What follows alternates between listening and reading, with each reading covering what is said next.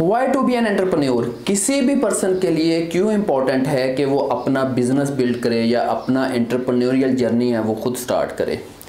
तो इसकी बहुत सारी वजूहत हो सकती हैं, जिसमें से चंद एक को हम इस पार्ट में डिस्कस करेंगे। नंबर 1 है लॉट ऑफ अपॉर्चुनिटीज़। अगर हिस्ट्री की निस्बत कंपेयर करें तो इस वक्त बिजनेस करने के लिए बहुत सारी अपॉर्चुनिटीज़ अवेलेबल हैं।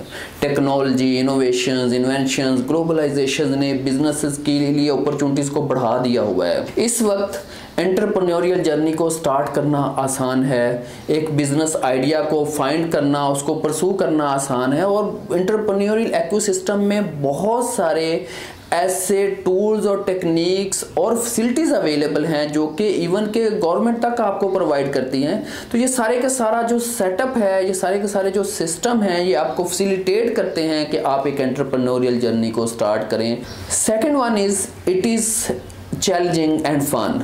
जो लोग एडवेंचर पसंद हैं, जो लोग कुछ ना कुछ नया करना चाहते हैं, जो लोग मुश्किलात का सामना करके वहाँ से रास्ता निकालना चाहते हैं, तो मेरे ख्याल में ये उनके लिए सबसे ज़्यादा इंटरेस्टिंग है कि वो इस रोल और इस जॉब की तरफ आएँ, क्योंकि उनका ये जो एडवेंचर को फुलफ़िल करने की सलाहियत एक्चुअली किसी भी बिज़नेस को ग्रो करने में सबसे इम्पोर्टेंट रोल प्ले कर सकती है उनके लिए।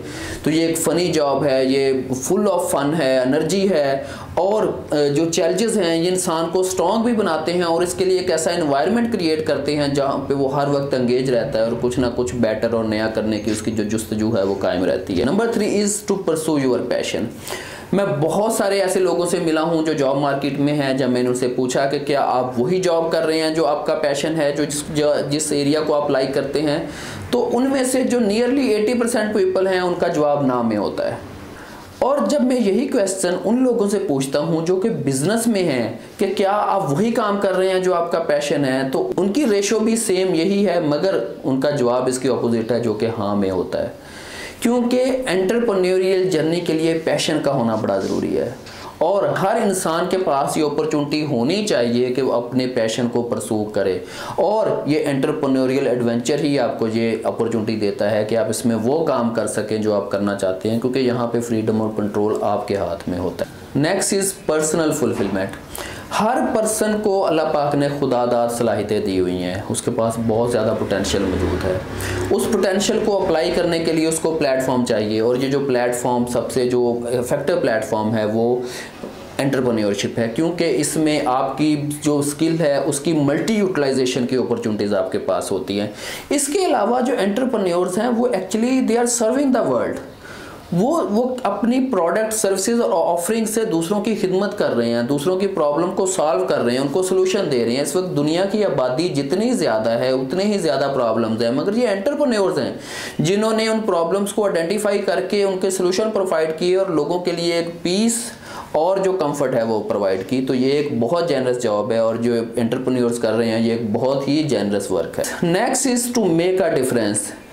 ये एंटरप्रेन्योर्स हैं जो दुनिया में अपनी ऑफरिंग्स की वजह से नई इनोवेशंस कर रहे हैं, नए से नए डिफरेंस क्रिएट कर रहे हैं। फॉर एग्जांपल थॉमस एडिसन ने अगर लाइट बल्ब को इन्वेंट किया है तो इसने दुनिया में एक बहुत बड़ा इम्पैक्ट क्रिएट किया है। टेलीफोन की इन्वेंशंस, फोटो कॉपियर मशीन की इन्वेंशन, इस तरह की और बहुत सारी ऐसी इन्वेंशंस हैं जिन्होंने दुनिया में अपने इम्पैक्ट छोड़े हैं, और ये इम्पैक्ट उन इन्वेंशंस के भी हैं और उन इनोवेटर्स के भी हैं। वो इनोवेटर्स डेफिनेटली वो एंटरप्रेन्योर्स ही हैं।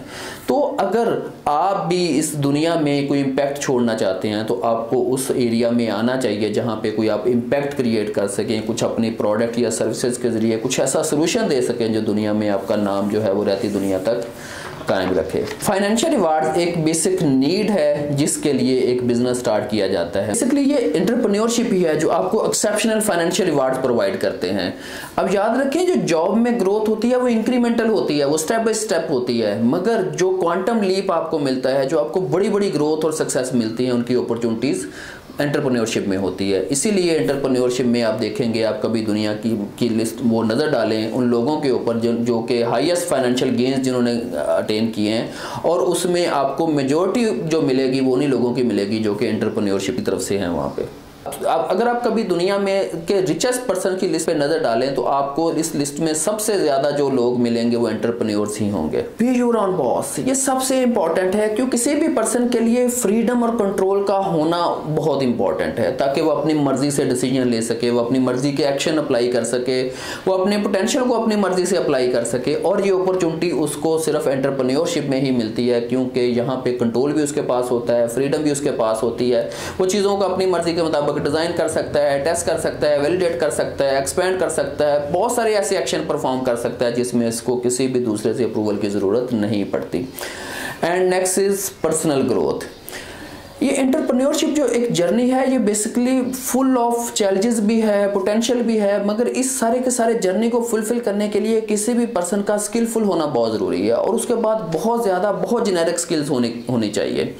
और एंटरप्रेन्योरशिप ये आपको अपॉर्चुनिटी देती है अपनी उस स्किल को बिल्ड करने के लिए, और ये अपॉर्चुनिटी ना सिर्फ आपके लिए होती है बल्कि ये आपके साथ जुड़े हुए और बहुत सारे लोगों के लिए भी होती है।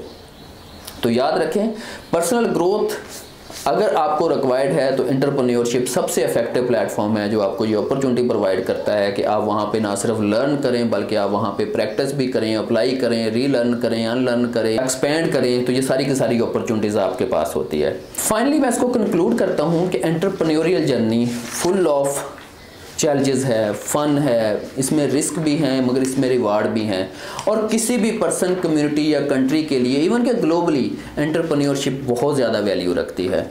तो इसलिए ये इम्पॉर्टेंट है कि एंटरप्रेन्योरशिप को ना सिर्फ खुद सीखा जाए बल्कि अपने इर्द गिर्द या अपने से जुड़े हुए लोगों को भी सिखाया जाए, ताकि उनकी भी ये कैपेबिलिटीज़ बिल्ड हों और दुनिया में वो इम्पैक्ट भी क्रिएट कर सकें, वो अपना पैशन परसू कर सकें, वो एक इम्पैक्ट क्रिएट कर सकें, इसके साथ साथ वो फाइनेंशियल रिवार्ड्स भी गेन कर सकें, और फ्रीडम और कंट्रोल भी उनके पास होना चाहिए।